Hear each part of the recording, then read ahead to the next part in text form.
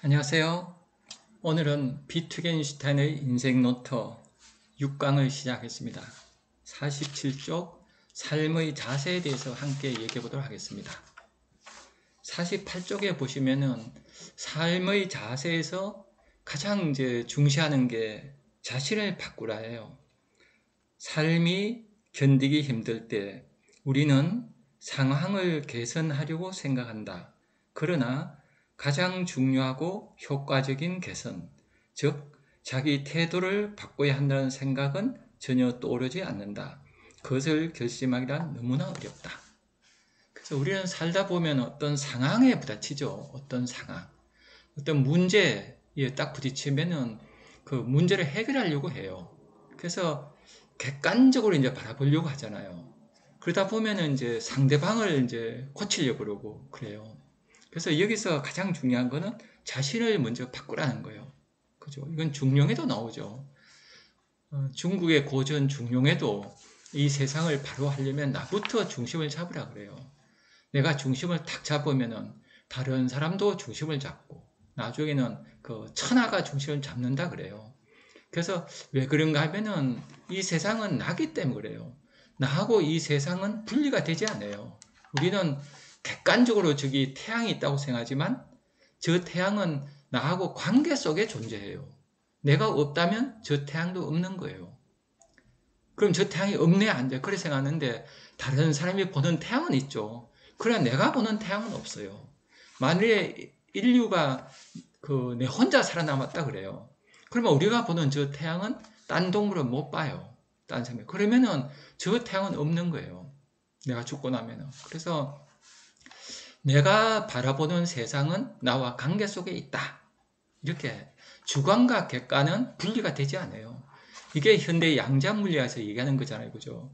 전에 뉴턴 물리학에서는 나와 별개로 객관이 존재하다 믿었죠. 그러나 그 객관은 사실 내 마음 안에 있는 것이 밖에 비춘 거예요. 이거를 처음 얘기한 철학자는 임마누엘 칸트죠. 칸트는 주관과 객관을 통일시키죠. 내 안에 있는 마음의 범주가 바깥에 보이게 한다는 거죠. 그래서 주관과 객관은 통일돼요. 그래서 우리가 살아갈 때 어떤 상황에 부딪히면 그걸 객관으로 생각하잖아요. 우리 눈은 분명히 객관을 보이죠.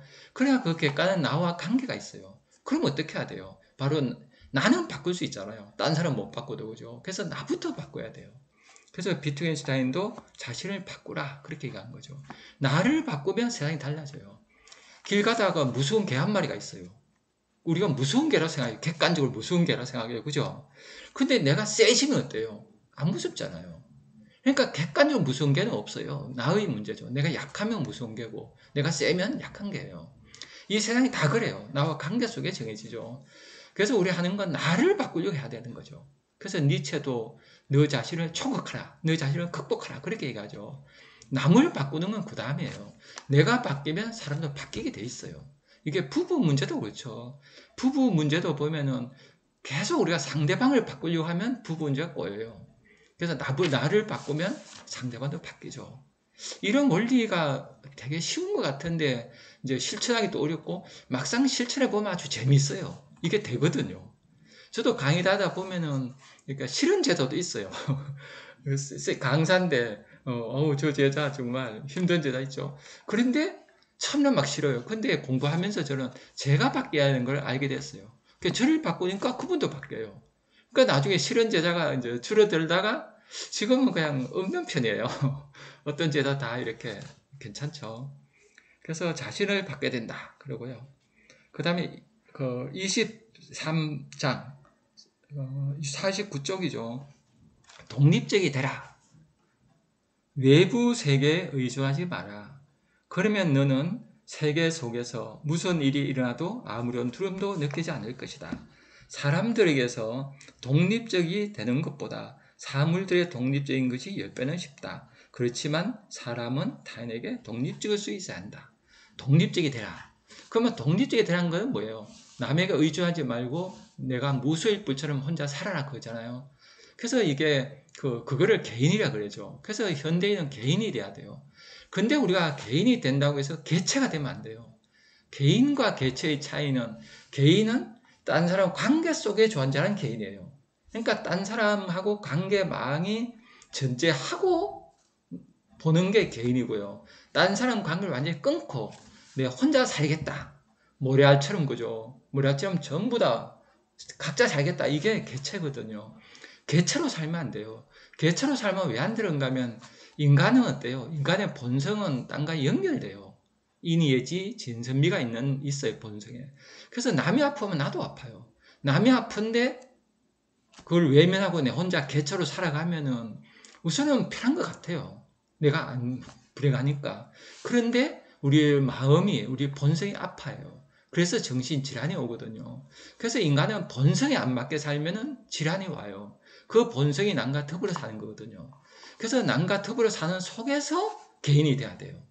그러니까 인간은 개인으로 살면서 함께 사는, 홀로 살면 함께 사는, 이렇게 돼야 되죠. 그래서 독립적이 된다는 거는 물을 예를 들면 좀 쉽겠죠. H하고 O가 만나면 뭐예요? 물이 되잖아요. 그 H2O가 물을 만들어요. 그렇다고 해서 그 안에 H2O가 사라지네? 아니죠. 있죠, 그 안에. H2O는 엄연히 그대로 존재해요. 그러면서 물을 만들어내요. 그러니까 우리가 부부 생활도 그렇게 해야 돼요. 나를 보존하고, 나라는 존재는 있어야 돼요. 그리고 너도 있어야 되고. 근데 둘이 만드는 세상은 둘이 없는 걸 만들어내야 돼요. 물이 되잖아요. 물은 H하고 O 안에 없잖아요. 이게 그 가장 좋은 만남이죠. 이렇게 우리는 살아가야 돼요. 어떤 사람 만났을 때 나하고 너하고 만나서 전혀 없는 무언가를 만들어내는 거, 창발하는 거죠. 이런 관계를 만들어낼 때 우리는 무한히 기쁘죠. 어떤 사람 만났을 때 내가 H가 물이 됐을 때 얼마나 기쁘겠어요. 전혀 다른 엄청난 내가 되는 거죠. 이렇게 해서 독립적이 되면서 독립적이 된다는 건 어때요? 더불어 사는 힘이 생기는 거예요. 내가 될수록. 왜냐하면 인간 마음은 그 에고, 자아는 이분법이에요. 자, 에고는 나니까, 나 하니까 너가 있죠. 근데 이거는 이제 얕은 마음이에요. 우리 그 의식 세계죠. 근데 마음을 해서 깊이 들어가면은 지혜로운 마음에 도달해요. 그 지혜로운 마음에 도달하면 나와 너가 대거 합이래요. 나와 너가 하나가 되는, 그죠? 측은지심이 생기는 이 마음에 도달해요. 그래서 우리는 자주 명상을 하고 고전을 읽으면서 깊은 마음을 수양하고 예술품을 보면서 감동을 하고, 그래서 큰 나의 마음속에 무엇이게 들어가야 돼요. 그래서 우리는 독립적이 되라는 거는 그 에고로 살라는 게 아니에요. 에고로 살다 보면은 개체가 되고 혼자 이제 살죠. 되게 잘 사는 것 같아요. 그런데 어때요? 마음에 병이 와요. 불행해져요. 그래서 인간은 힘들더라도 어때요?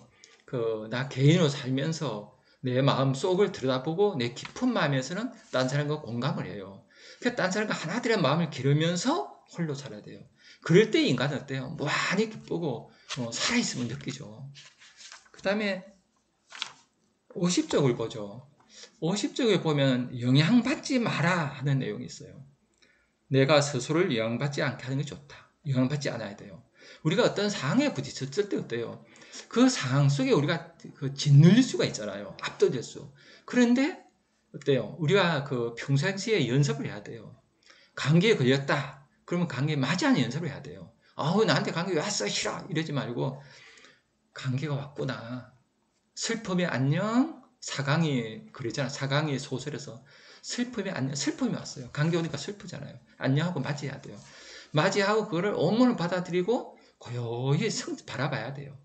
고요히 바라보면은 아픈 건 에고인데 내 안에 무엇이 있는 셀프가 깨어나요. 그래서 무한한 내 힘이 깨어나서 감기를 치유해주고 내 마음이 편해져요. 이 힘을 계속 들여다보면 어때요? 어떤 상황이 맞이하는 힘이 생기는 거예요. 그래서 비트겐슈타인 이렇게 얘기하죠. 인간은 우연에 좌우돼서는 안 된다. 행복이든 불이든 우연이 모두 사상은 사실 우연이잖아요. 어떤 일이 닥쳤을 때 그 우연을 어때요? 좌우되지 말고 맞이해야 돼요. 그러면 우연이 뭐예요? 내가 만드는 필연이 돼요. 그러니까 인생은 내가 만들어가는 거예요. 그러니까 운명이란 것 어때요? 그 운명 그러면은 명은 타고난 거죠. 우리가 명리학 그러면 타고난 이치, 명리, 타고난 리, 타고난 이치가 있어요, 인간에게는. 어떤 사람은 물의 기운이 가고, 어떤 사람은 뭐 금의 기운 가고, 어떤 사람은 토의 이렇게 이제 기질이 있잖아요. MBTI가 다 다르잖아요. 그게 타고난 그게 있어요, 사람은. 명이. 근데 이걸 내가 움직이기 나름이에요. 운은 움직이는 거예요. 운전하는 거예요. 운행시키는 거예요. 그래서 내가 타고난 명을 내가 다루는 거예요. 이게 운명학이거든요. 이게 주역에서 얘기하는 거예요. 그러니까 내게 정해진 거는 없어요. 기본적인 어떤 바탕은 있지만은, 그래서 영향받지 말라. 이렇게 이제 비트겐슈타인 선생이 얘기하는 거죠. 그 다음에는 타인의 사례를 쫓아 행동하지 말고 본성에 따라 행동하라. 그러니까 우리는 항상 어떤 일을 하는 힘이 내 안에서 솟아나야 돼요. 밖에서 주어지는 게 기준을 갖게 되면 에고만 강해져요. 세상에서는 잘 산다 그럴 수도 있죠. 적응 잘한다. 이렇게 할 수 있지만은 나는 자꾸 잃어가요. 그러니까 에고가 팽창해서 에고 인프레션, 자아 팽창이 돼서 오만해지고 삶이 건방지치거든요. 그래서 어리석어져요. 그래서 우리는 계속 어떤 내 안에 고요히 있는 연습을 해야 돼요. 고요히 있으면 내 안에 힘이 솟아나요. 그 솟아나는 힘으로 살아가야 돼요. 대면에 나오잖아요, 이거죠. 내 안에서 솟아나오던 것으로 사는 것이 그리도 힘들었던가. 힘들죠. 힘들지만은 헬멧 어때요? 대면을 쓰면서 그런 경지에 도달하신 분이죠. 그래서 그분 글을 읽으면은 우리 안에도 힘이 올라오잖아요. 그런가 하면 그분이 책 쓸 때 그런 그 에너지를 갖고 있는데 우리도 읽으면서 우리 안에 에너지가 있는데 이제 잠재력이에요, 그거는. 근데 밖에 있는 거와 내 것이 주파점 만나서 어때요? 접속이 되죠. 그래서 우리 안에 힘이 솟아나는 거예요. 그래서 우리가 고전을 많이 읽어야 되는 이유가 내 안에 있는 힘과 바깥의 힘이 이렇게 파동을 치는 거예요. 그래서 내 안에 좋은 파동이 나오려면 바깥에 좋은 파동을 만나야 돼요. 그래서 우리가 고전을 읽어야 돼요. 그래서 어릴 적부터 고전 읽는 아이로 길러내야 되죠. 그래서 내 깊은 파동을 느껴야 돼요. 그러면 그 파동을 살아갈 힘이 생겨요. 그래서 외부 힘이 와도 대응을 하고 자꾸 그 고통이 날 키우게 되죠. 근데 어릴 때부터 그 내 안의 힘을 안 키우고 바깥에 그죠 스펙만 쌓게 어릴 때부터 막 요강 다니면서 그 바깥에 어떤 그저 적응하기 위한 자아만 키우게 되면 허약해져요. 공부는 많이 했는데 저는 그 강의를 한 28년 했거든요. 하면서 다양한 분들을 봤어요. 근데 지식을 많은 분들이 오히려 공부하기 되게 힘들어해요. 정말 지식 쌓는 공부를 하다 보니까 몸이 갖고 있는 직관력을 잃어버린 거예요. 그래서 우리가 그런 고통이 있잖아요. 그 진은영 시에 보면은 대학시라는 시가 있거든요. 그게 보면 이런 게 나와요. 고호처럼 빈둥빈둥 그리는 듯한 고호. 이런 게 나오거든요. 그 고호라는 화가는 어때요? 왜 빈둥거려요? 내 안에 솟아나는 힘이 있는 거예요. 고호는 그랬잖아요. 사람들은 가난한 사람이 얼마나 아름다운지 몰라 그래요. 그러니까 가난한 사람들이 갖고 있는 그 좋은 품성과 접속이 되는 거예요. 그러니까 그거는 어때? 안에 솟아나는 힘이 있는 사람이에요. 그러니까 이 사람은 사는 게 바쁘게 안 살죠. 빈둥거리며 살지만 이 세상이 다 책이고 이 세상이 다 공부방인 거예요. 삶 자체가 공부죠. 그러니까 남이 볼 때 빈둥거리는 것 같아요. 근데 또 게으르고 나태한 건 아니잖아요. 항상 촉이 살아있죠.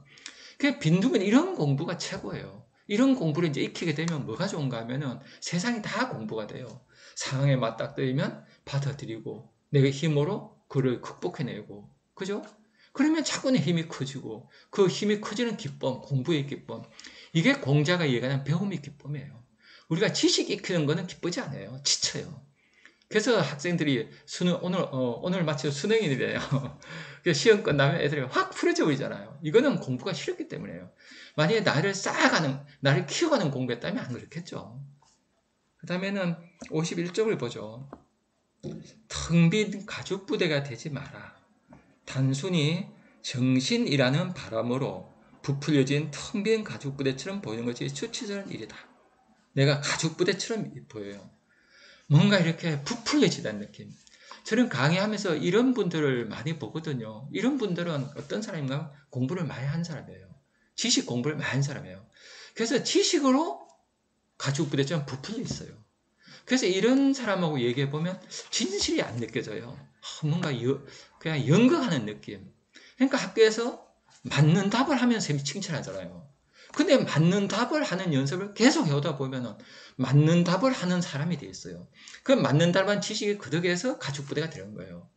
그래서 저는 그 학교 공부를 이렇게 충실히 안 한 사람이 나중에 이제 크게 되는 경우가 많잖아요. 그죠?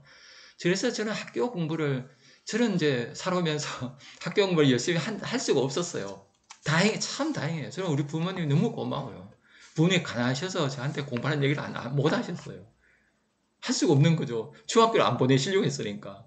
그다음 고등학교도 안 보내는데 어떻게 고등학교 가고, 또 그 다음에 나와서 실업계 가서 취직하고, 또 대학 못 가는데 어떻게 또 가게 되고, 대학 가서도 뭐 국립사대 가니까 100% 취직대 학교 가고, 뭐 하여튼 이제 학교 공부를 그러다 보니까 지금이 참 고마워요, 우리 부모님께. 그래서 이제 저한테 이런 그 나이가 들어도 때요, 뭔가 솟아나는 힘이 있는 것 같아요. 그래서 저는 우리 아이들도 그 시골 내려가서 시골에서 놀게 했어요. 애들 학원 안 보내고 놀아라, 하고 싶은 애 해라 그랬어요. 근데 지금 뭐 자식 자랑하면 정말 그 바보라 그러지만 애들이 잘 살아요. 참 기분 좋아요. 그러니까 우리는 인간 안에는 솟아오르는 힘이 있어요. 이게 우주 천지자연의 기운이에요. 이걸 본성이라 그래요, 그러잖아요. 기독교에서는 성령, 불성, 그죠? 막 또 뭐 로고스, 그죠? 소크라테스는 로고스, 석가모니는 불성, 기독교에서는 성령, 공자 같으면 본성 그러겠죠. 이게 엄청난 힘이 있는 거예요. 이게 영성의 샘 이런 말도 하잖아요. 또 뭐 동양 같으면 용이 물고는 여의주 이런 거죠. 그래서 이런 힘이 우리 안에 있어요. 그 힘을 가지고 이제 살아나가는 거예요. 그래서 나중에는 그죠, 내 안에 본성이 다 깨어나는 사람, 이런 사람이 이제 성인이죠. 그 다음에 51쪽을 보면 다음에 52쪽이 되겠습니다. 냉정함을 유지하기. 그래서 우리가 냉정함을 유지한다는 건 뭐예요? 어느 정도 냉정함을 지키는 것이 내게는 이상적이다. 열정을 위한 환기로 쓰이되 그 일정에 참여하지 않는 사원처럼. 냉정, 그죠? 이 냉정이 어디서 나올까요? 저 냉정은 장자가 이건 자망이라 생각하면 된다 봐요. 마음을 고요히 해요.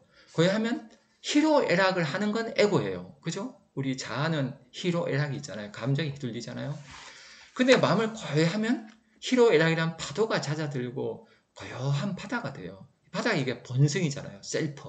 이 본성은 냉정해요. 휘둘리지 않아요. 저는 그 이순신 장군이 그러셨을 것 같아요. 그죠? 배 6척밖에 없는데 수백 척 배가, 일본 배가 있어요. 근데 거기 이순신 장군께서 배를 타시고 탁 바라보고 가잖아요. 그때 어때요? 바로 냉정함이죠. 이걸 본성에 충실한 걸 뭐라 그래요? 공자님은 중용이라고 그러죠. 중의 마음이에요. 중의 마음을 탁 지니고 대극합이죠. 모든 걸 포함하는 마음이에요. 선하, 전쟁에 지느냐 이기느냐, 나는 아군, 일본은 적군, 이것마저도 없는 무심한 마음이에요. 냉정함이죠. 이 마음을 지니고 이제 간 거예요. 이 마음에서는 지혜가 있죠. 그래서 보이는 거예요. 어떻게 하면 이길지가 보이는 거예요. 그래서 이기잖아요. 그래서 승리는 결과물이지, 승리하려고 하면 안 돼요. 죽고자 하면 살잖아요. 그래서 이수장은 냉정하게, 그죠? 그래서 그 다음에 또 이런 기질이 나오죠. 나는 다만 독자들이 스스로의 일그러진 생각을 비춰보고 바로잡을 수 있도록 도와주는 거울에 불과할 뿐이지 그 이상이어서는 안 된다. 보시죠, 거울. 그러니까 우리가 이순 장군이, 그죠, 냉정하게 거울이에요. 그러면 이순 장군을 바라보는 부하들은 어땠을까요? 이순 장군이 거울이죠. 탁 이순 장군을 바라보니까 내 마음이 보이죠. 어떤 마음이 보여요? 막 희로애락, 막 마음이 파도치는 마음이 아니라 누구나 인간 속에 본성이 깨어나죠. 그래서 부하들도 위대해지는 거예요. 그래서 용장 밑에 용졸이 없다 그러잖아요. 그죠? 용장 밑에 용졸이 있다 그랬죠. 용감한 장군이 있으면 용감한 부하가 있는 거예요. 왜 그런가 하면 같은 기운이, 이게 이제 그 끌어당기의 법칙이죠. 같은 에너지끼리 끌어당겨요. 그래서 우리가 그 비트겐슈타인은 거울에 불과할 뿐이다. 나는 거울은 뭐야? 투명하게 비추는 거죠. 그래서 우리가 마음을 고요히 하면 이제 본성에 도달하죠. 그래서 맑은 물이 돼요. 그래서 나무의 마음이 비치죠. 그래서 거울이 되어서 다른 사람들이 어때요? 잘 살게 하고 싶다는 거죠. 보통 경지가 아니죠. 비트겐슈타인 거죠. 이렇게 도달했죠. 그래서 저는 우리가 그 비트겐슈타인의 그 삶의 자세는 뭐예요? 내 본성을 중심에 두고 살아가는 거. 공자님 중요하고 같죠.